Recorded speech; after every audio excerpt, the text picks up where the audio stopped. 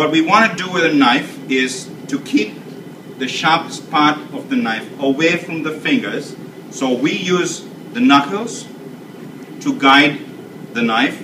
So it's a kind of away, and then you can go as fast, and then I can look at you and talk and do that, because I know that when we are doing that, I will not injure myself, right? Because it's away and safe. But I wouldn't again suggest it till you master it, right? A boning knife or one of these would be, some of you may even want to call it a utility knife because it's a smaller one. We use for things like if you want to supreme an orange, for instance, where you couldn't use it with a bigger knife because you won't get the clean cut effects. So this is safe enough, but just to show you, you know, how the different uses for different things. Again, with things like, for instance, a carrot, right? We, after peeling it, we want to cut it into whatever, let's say cubes or julienne. Now when you cut a carrot this way, if you're not safe, you'll start rolling, and then what happens, and it's happened to me as well, when you do that, it slips and it gets right onto your fingertip or your nail, and since these are so sharp, part of you is gone goodbye, right? So what we do is first ground whatever you have to your cutting board, stick the first part of the knife, even then it's a bit risky, but stick the first part into the fruit or vegetable and go down and backward. So you're safe, you don't move, and you want to get a flat surface. Sometimes it's even safe to do something like this, get a flat surface, and now work, rather than wiggle woggle and do boogie boogie, right?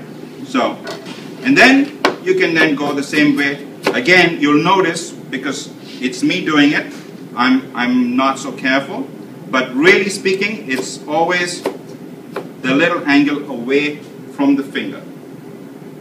So using the knuckle, that's why we have knuckles, they're so ugly, right? But use the knuckles to move the blade away, you're safe.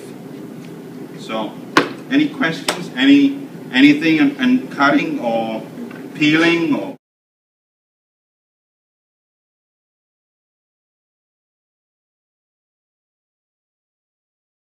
Julienne basically is a matchstick cut. Oh, okay. It's matchstick. In French terminology, you've got Julienne, Brunoise, which you would have heard, chiffonade, which is again another word you would have heard. What's the other ones? I'm missing some. Bâtonnets are like your French fries, but most of them, if you're doing julienne, we would normally use something like a mandolin to make a julienne, because this is more time-consuming, right?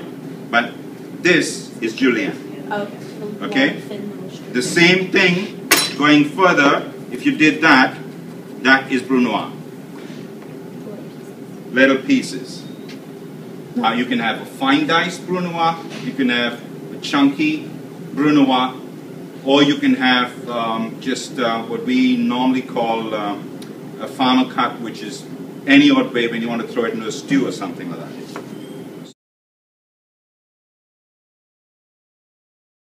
So everyone, thank you so much to Chef Sydney and Chef Shirley.